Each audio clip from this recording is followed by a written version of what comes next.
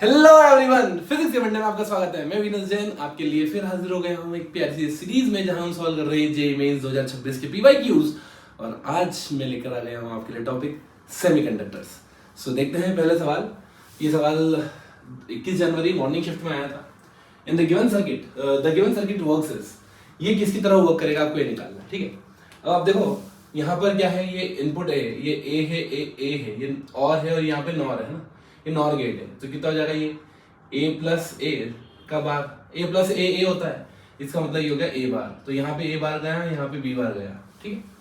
अब वापस से क्या है, यहाँ पे नॉर गेट है तो दोनों का एडिशन हो जाएगा। ये हो जाएगा a plus A bar plus b बार, है ना, दोनों का एडिशन हो गया और एक बार लग गया नॉट गेट का, ठीक है। बिल्कुल सही है, परफेक्ट एकदम।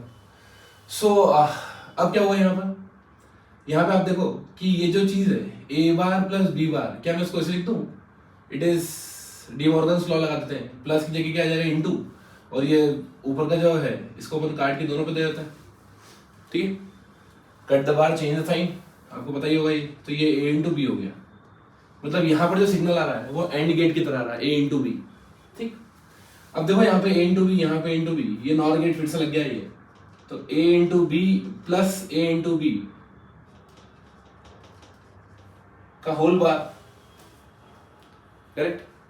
अच्छा, अब आपको पता है यार ये A into B plus A into B, ये क्या होगा, ए इंटू बी होगा, करेक्ट। क्या होगा भाई, ए इंटू बी ही होगा और इसके ऊपर बार है, तो ये ए इंटू बी क्या होता है, एंड गेट, और ये क्या होगा, नैंड गेट। और अगर आपको ऐसा नहीं करना है, आपको अगर चाहते हो कि नहीं मैं अलग अलग इसको सॉल्व करूं, तो आप ऐसे भी कर सकते हो। आप यहाँ पे फिर से डी मॉर्गन्स लगा लो, तो हो जाएगा ए इंटू बी और दोनों में बार आ जाएगा, ये साइन चेंज हो जाएगा, प्लस ये इंटू आ जाएगा और दोनों पे इंटीजर बार लगा लो, तो ये ए इंटू बी कितना हो जाएगा, ए बी बार, तो बात बराबर ही पड़ गई। मेरे पास कितना आ जाएगा, ये 9 इज द करेक्ट आंसर। तो आइए देखते हैं अगला सवाल। The truth table for given out input data of the following logic gate is. तो यहाँ पर आपको बहुत सारे ऑप्शंस दे रखे हैं जिसमें इनपुट दिए है, आपको फाइनल आउटपुट मैच करना है, ठीक है। तो अपन सीधे डायरेक्ट आउटपुट लेते हैं यहाँ पे जो भी अपना आ रहा होगा इस लॉजिक गेट के लिए। अब आप देखो यहाँ पे क्या है, ये एंड है, ये और है, तो यहाँ पे हो जाएगा कितना, a इंटू बी, और यहाँ हो जाएगा a प्लस बी। अब ये नॉट गेट लगा हुआ है तो हो जाएगा a इंटू बी का बार लग गया यहाँ पे। फिर वापस क्या है, यहाँ पर वापस एंड गेट है, मतलब अब सिग्नल कितना है यहाँ पे, c इंटू डी, तो ये c इंटू डी हो जाएगा, a भी नहीं है, ये क्या हो जाएगा c प्लस डी, ठीक है। अब यहाँ पे आ गया, यहाँ पे क्या एंड गेट है ये, तो ये हो जाएगा a b bar into C plus D, correct, and gate. और लास्ट में क्या है मेरे पास, नॉट गेट है, मतलब फाइनली इसके ऊपर एक बड़ा बार लग जाएगा, ठीक है। अब डी मॉर्गन्स लगा लेते हैं फटाफट। यहाँ पे इंटू है ना, तो यहाँ पे चेंज साइन करो, ये जाएगा A B C plus D, इनको ऐसे रख दो, इंटू के बीच में क्या लगाओ, प्लस, और अब दोनों के ऊपर बार अलग अलग बांट दो, ठीक। सो ये बार का बार तो कैंसिल हो गया, ये मेरे पास बचा A B plus C plus D का बार, ठीक है। अब करना क्या है, अपने को y निकालना है ना। y निकालने के लिए आप देखो ध्यान से, ए बी इनको मल्टीप्लाई करो, तो इन दोनों को मल्टीप्लाई करने पे कितना आएगा, ये 1 0 0 1, ठीक। प्लस इन दोनों को ऐड करो, ऐड करके नॉट लगाओ, मतलब ये जाएगा 1 प्लस 0 का 0, 1 प्लस 1 का 0, 1 प्लस 0 का 0, और 1 प्लस 1 का ये तो स्टार वाली केस में क्या आ रहा है, 0 आ रहा है भाई, ठीक। इन दोनों का ऐड कर दो, तो कितना हो गया, ये हो गया 1 0 0 1। This is the correct answer. तो आइए देखते हैं अगला सवाल। Following figure shows Zener diode as voltage regulator rated V Z equal to 5 volt and desired current in load is 5 milliampere. The unregulated voltage supplies up to 25 volt. Considering Zener withstand 4 times load current, the value of resistor RS will be. अब question क्या देखा है यहाँ पर, इस तरह का setup है, ये अपना वोल्टेज रेगुलेटर, ये निकालना, RS की वैल्यू निकालना है, और यहाँ पे दे रखा है कि इधर वैल्यू कितनी आ रही है, 5 मिली एम्पियर, लोड में 5 मिली एम्पियर जा रही है, ठीक बात है। और ये भी लिखा हुआ है कि जीना जो विथस्टैंड कर सकता है वो 4 टाइम्स लोड करंट कर सकता है, मतलब इसका जो 4 टाइम्स कर दो मैक्सिमम करंट अगर यहाँ पे से निकालूं तो कितनी आ रही है, वो जा रही है 4 into this is 20 milliampere, ठीक है। अगर यहाँ पे 5 जा रही है, यहाँ पे 20 जा रही है, इसका मतलब डेफिनेटली यहाँ से कितनी करंट आ रही होगी, 25 मिली एम्पियर करंट आ रही होगी, तभी जाके ऐसा कुछ सिनेरियो बन रहा है, राइट ना। हमें ये भी लिखा हुआ है कि जो जेनर का वोल्टेज रेटिंग है वो कितना है, 5 वोल्ट। अब ये क्वेश्चन एक्चुअली में ड्रॉप्ड हो गया था, इसका रीजन था मैं बताता हूँ अभी। क्या ये 5 वोल्ट मान लेते हैं कि इसका मैक्सिमम ड्रॉप इस पे कितना आ रहा है, 5 वोल्ट आ रहा है, करेक्ट, ठीक बात है। और जो आउटपुट दिया है उन्होंने, मतलब सॉरी इनपुट जो दिया है, अनरेगुलेटेड वोल्टेज सप्लाई जो है वो कितनी है, 25, मैक्सिमम अप टू है 25, तो 25 वोल्ट। अपन तो मान लेते हैं कि अभी सिचुएशन वर्स से वर्स सिचुएशन में पूरी की पूरी क्या है, पूरा पोटेंशियल ड्रॉप हो रहा है। तो यहाँ पे अगर 25 ड्रॉप हो रहा है तो इधर 20 वोल्ट ड्रॉप होना चाहिए, और यहाँ 25 वोल्ट ड्रॉप, 5 वोल्ट ड्रॉप, तो 20 और 5 25 हो जाएगा, है ना, 5 वोल्ट ड्रॉप हो गया था, ठीक बात। तो आप देखो इस केस में जो मेरे पास यहाँ पे वोल्टेज ड्रॉप आ गया, इस रजिस्टर क्या करंट मुझे पता ही है। सो अगर मैं V = IR लगाता हूँ, सो वोल्टेज कितना है, वोल्टेज है मेरे पास 20, करंट कितना है 25 मिली एम्पियर, और रेजिस्टेंस RS। सो कितना हो जाएगा ये, 20 मिली की जगह हो जाएगा 10⁻³ तो ये हो गया मेरे पास सीधा जा 25 चौक 100 40, 20 × 40, ये 800 आ गया। अब खतरनाक बात ये थी कि इसमें मैंने बहुत सारा अजम्पशन माने, और दूसरी चीज ये वाला जो ऑप्शन है, ये चारों ही ऑप्शन बना ही था। 1000 था, जब सबसे क्लोजेस्ट आंसर था वो 1000 था, 1000 था, 10,000 था, 10 था, 100 था, है ना। अब इसमें दिक्कत क्या है, सबसे बड़ी दिक्कत तो ये है, सबसे पहली बात की जो जेनर डायोड है ना, उसका रेटेड वोल्टेज कितना है भाई, 5 वोल्ट। इसका मतलब ये नहीं होता है कि वो हर करंट के लिए 5 वोल्ट जो पोटेंशियल ड्रॉप होगा वो 5 वोल्ट ही होगा। क्यों? क्योंकि पोटेंशियल ड्रॉप होता है वो चेंज होता है किसके साथ, डायनामिक रेजिस्टेंस के साथ और करंट के साथ, ठीक है, पहली गलती है, तो अपन इसको नहीं मान सकते। बट हाँ, दूसरी चीज ये कि अगर मान लो वर्ड से वर्ड सिचुएशन भी अज्यूम कर ली, सो अगर मान लो कोई स्टूडेंट इंटरप्रेट कर लेता है एकदम वर्ड सिचुएशन, तो हो सकता है कि भाई वो इनपुट केस अलग अलग तरीके से ले ले, और अगर इनपुट केस अलग अलग तरीके से ले लेगा तो उसके फिर आंसर्स डिफरेंट पॉसिबल है, ठीक है। तो इसीलिए ये क्वेश्चन ड्रॉप कर दिया गया था। मेन रीजन तो ये भी था कि ये ऑप्शन मैच ही नहीं कर रहा है कोई सा। तो आइए देखते हैं अगला सवाल। For given logic gate which of the following is correct truth table. So basically अपन को दो इनपुट दे रखे हैं N और M, और आपको फाइनल की ट्रूथ टेबल मैच करनी थी, ठीक है। तो अपन सीधे ट्रूथ टेबल बना लेंगे, जो फाइनल आंसर आ रहा है अपना Z, ठीक है। क्या आ रहा है इधर देखो, ये N है तो एक सिग्नल कितना N, यहाँ पे कितना N और यहाँ पे कितना M, ये अपना और गेट है दैट N + M। ये क्या है, एंड और आगे लगा है नॉट, मतलब ये नैंड गेट है, दोनों को मल्टीप्लाई कर देंगे, ठीक है। तो जाएगा N × N + M का होल क्या हो गया, 12 गया, ठीक बात। अब कुछ मत करो, सीधे वैल्यूज पुट कर दो, ज्यादा बढ़िया है ना। आप इसको सॉल्व भी कर सकते हो बट क्यों करना है फालतू। सो अपन करेंगे N × मतलब 0 × समथिंग, तो 0 आ जाएगा, फिर 0 × समथिंग इज 0, फिर हो जाएगा 1 × N + M। अब इन दोनों को ऐड करो तो 1 × 1 1 और 1 × 1 + 1 दैट इज 1, ठीक है। अब इसका नॉट गेट लगाना है, मतलब इसके ऊपर नॉट लगा लो, तो मेरा आंसर आ गया 1 1 0 0। The correct answer is 1 1 0 0। Clear? तो आइए देखते हैं अगला सवाल। Voltage regulating Zener diode having breakdown voltage of 10 volt and maximum power distribution of 0.4 watt is operated at 15 voltage, right, 15 volt है ना। The approx value of protective resistance की value बताना है आपको। अब देखो यहाँ पर जो ब्रेकडाउन वोल्टेज है जीनर का वो कितना है 10, और जो इसके ऊपर पावर है वो कितनी है 0.4, ठीक है। तो उसकी पावर कितनी भाई 0.4 वाट, पावर इज 0.4। वोल्टेज कितना है ये 15 वोल्ट। अब आप देखो सबसे पहले काम करते हैं मैक्सिमम सिचुएशन में, है ना, ब्रेकडाउन वाली सिचुएशन में, तो इसके ऊपर जो पोटेंशियल ड्रॉप होगा वो कितना हो जाएगा 10 वोल्ट का, तो इसके ऊपर कितना बचेगा 5 वोल्ट, करेक्ट।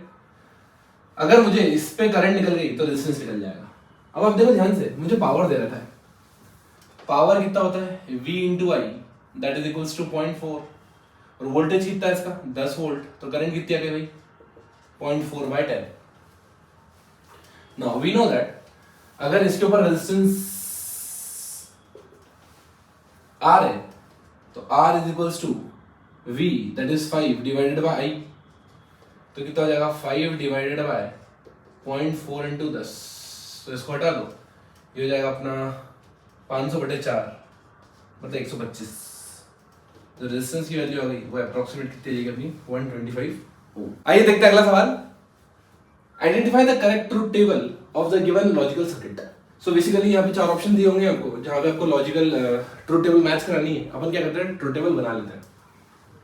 सर्किट क्या दे रखा है, ये ए है और यहाँ से कनेक्टेड है 3, तो ये भी ए, ये भी ए और ये भी ए, ये कितना है बी, करेक्ट। ये एंड गेट दिख रहा है मुझे, तो ए इंटू ए हो गया, ठीक। ए इंटू ए स्क्वायर ए होता है। ये क्या है भाई, ये नैंड है, सो ये हो जाएगा ए इंटू बी का बार, ठीक बात, बिल्कुल सही है। ओके, अब क्या हुआ, यहाँ पे ये आ गया अपना ए और यहाँ पे कितना हो जाएगा, ये हो जाएगा ए इंटू बी का बार और ए इंटू बी का बार। ये फिर से अपने क्या है, एंड गेट है, और एंड गेट है तो ये हो जाएगा ए इंटू बी का बार ही बाहर आएगा, ऐसे कोई दिक्कत नहीं है इसमें, ठीक है। Very good. जैसे आपको पता है इनपुट कुछ भी डालो, जो आ रहा था वो यही आ रहा था सेम, तो सिमिलरली यहाँ भी इनपुट वही डाला था, यही आ रहा है, तो इसमें कोई दिक्कत वाली बात नहीं है। इसका मतलब ये हुआ, अब वापस मुझे एंड गेट लगाना, मतलब इसका और इसका लगाना है, तो ये जाएगा ए इंटू बी का बार, ठीक। अब एक काम करते हैं, अपन इससे ट्रुथ टेबल बना लेते हैं। तो ए इंटू मतलब अपने को 0 इंटू समथिंग, ये कुछ भी हो ब्रैकेट में, 0 इंटू समथिंग, यहाँ तो 0 आ जाएगा। अब यहाँ 1 इंटू समथिंग निकालना। अब ये देखो ए इंटू बी करना, उसका बाहर लगाना है, मतलब इन दोनों को मल्टीप्लाई करो 0, इसका बाहर लगाओ 1, इन दोनों को मल्टीप्लाई करो 1, उसका बाहर लगाओ 0। This is the correct answer. आइए देखते हैं अगला सवाल। Assuming in forward bias condition there is a voltage drop of 0.7 volt across the silicon diode, the current through diode D1 is dash milliampere. अब आप देखो यहाँ पर सिचुएशन दे रखी है अपने को, ये ग्राउंडेड है, ये हाई पोटेंशियल पे, लो पोटेंशियल पे, इसका मतलब ये फॉरवर्ड बायस में, रिवर्स बायस में, फॉरवर्ड बायस में, तो करंट जो जाएगी, तो ऑब्वियसली बात है यहाँ से करंट नहीं जाएगी, तो एक काम करते हैं इस D2 को हटा देते हैं, जब ये रिवर्स बायस में इसका कोई काम ही नहीं है, इसको हटा। अब ये दे रखा है कि सारे जितने भी डायोड है सारे आइडेंटिकल है, सब सेम है ना, और ये भी हमें दे रखा है कि इसके ऊपर जो पोटेंशियल ड्रॉप हो रहा है वो कितना हो रहा है फॉरवर्ड बायस कंडीशन में 0.7 वोल्ट। अगर 12 में से 0.7 वोल्ट यहाँ ड्रॉप हो रहा है तो बाकी बचा हुआ वोल्टेज यहाँ ड्रॉप हो रहा होगा ऑब्वियसली 11.3 वोल्ट, है ना। रेजिस्टेंस मुझे पता है, करंट निकल जाएगी, यहाँ से करंट कितनी जा रही है, so current is V by R, that is equals to 11.3 divided by 0.3 kilo ohm 10 to the power 3, ठीक है। सो 11.3 डिवाइडेड बाय 0.3, ऊपर जाएगा 10 से मल्टीप्लाई, 10/3 का मल्टीप्लाई हो जाएगा तो ये जाएगा 37.66 मिली एम्पियर। ये बस टोटल करंट है। अब ये नहीं पूछा आपने, अपने से पूछा है the current through the diode D1, ये D1 डायोड से कितनी करंट जा रही है। अब सोचो क्योंकि सिस्टम आइडेंटिकल है, जितनी करंट यहाँ से आ रही होगी ऑब्वियसली बात है कि यहाँ पे आधी करंट इधर और आधी करंट इधर बिकॉज ऑफ सिमेट्री। तो मेरा जो आंसर है current through diode D1 is this current divided by 2। इसको डिवाइड करेंगे 2 से, दिया जाएगा बस 18.361683 मिली एम्पियर। क्लियर। चलिए ये देखते हैं अगला सवाल। Two PN junction diode D1 and D2 are connected as shown. A and B are the input signal and C is the output signal. The given circuit will function as। आपको बताना है ये जो गिवन सर्किट है ये किसकी तरह behave करेगा, है ना। डिफरेंट गेट्स आपको ऑप्शन में दे रखे, and gate, or gate, NAND gate, NOR gate, इस तरह के। तो आप देखो ध्यान से क्या हो रहा है यहाँ पर कि अगर ये जो डायोड है, ये डायोड कैसे लगा हुआ है, इस तरह से लगा हुआ है, ये डायोड किस तरह से लगा हुआ है, और ये हाई वोल्टेज दिख रहा है अपने को, है ना, 5 वोल्ट दे रखा है बेसिकली, और ये ए और बी है। तो आप देखो ध्यान से, मैं काम करता हूँ ए और बी के लिए 2 इनपुट ले लेता हूँ, तो ये जगह 0011 एंड 0101, तो सारे केस कवर हो जाएंगे इससे। अब आप देखो जैसे ही मैं इसको 0 रख रहा हूँ तो करंट ऑब्वियसली फ्लो हो जाएगी, क्योंकि ये फॉरवर्ड बायस में आ जाएगा, तो कोई दिक्कत वाली बात नहीं है। यहाँ से करंट फ्लो होगी, और करंट फ्लो होगी तो भाई बीसी कितना हो जाएगा अपना 0 हो जाएगा, ठीक। तो इसका मतलब ये हुआ कि यहाँ पर जो इनपुट मिल रहा है मुझे, करंट फ्लो हो गई, तो करंट फ्लो होने पे सी अपना आउटपुट है, तो सी पे कुछ नहीं मिल रहा। सिमिलरली अगर मान लीजिए बी वाला भी क्लोज हो गया तो भी ऐसा हो सकता है ना, मतलब और दोनों क्लोज हो गए, है ना, ये 0 ये 0, अगर इनमें से कोई एक भी 0 हो गया तो करंट फ्लो हो जाएगी, दोनों 0 हो गए तो भी करंट फ्लो हो जाएगी, कोई दिक्कत नहीं, है ना। मतलब दोनों में से कोई भी एक 0 हो जाए तो भाई करंट फ्लो हो जाएगी, राइट, और करंट फ्लो हो गई तो वीसी जीरो आ जाएगा। तो वीसी यहां भी जीरो आ रहा है, यहां भी जीरो आ रहा है और यहां भी जीरो आ रहा है, क्योंकि करंट फ्लो हो चुकी है और मेरा आउटपुट यहां है। अभी करंट फ्लो हो गई, आउटपुट यहाँ है, करंट फ्लो हो गई दोनों ही केस में, ठीक है। तो यहाँ पे दोनों ही जीरो थे तो करंट फ्लो हो गई, यहाँ ये जीरो था यहाँ जीरो था, करंट फ्लो हो गई। अब जब दोनों बंद हो गए यहाँ पे, है ना, दो ही हाई वोल्टेज पे है, उस केस में यहाँ पे क्या होगा, बेसिकली वीसी अपने कितना आ जाएगा 1। यहाँ पे अपने को करंट फ्लो नहीं हो रही है तो सारा आउटपुट मुझे वहां मिलेगा। तो करेक्ट आंसर हो गया। ये कौन सी तरह के बिहेव करता है, अब देखो इन दोनों को मल्टीप्लाई करो, इन दोनों को मल्टीप्लाई करो, इन दोनों को मल्टीप्लाई करो, इन दोनों को मल्टीप्लाई करो, क्या ये a इंटू बी है ना, 0 0 0 1। सो a इंटू बी क्या रिप्रेजेंट करता है, ये रिप्रेजेंट करता है एंड गेट। सो बेसिकली ये जो डायग्राम दे रखा है it represents and gate. Clear, thank you.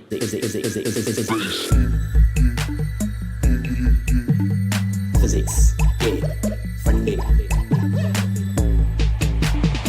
Physics, fun day.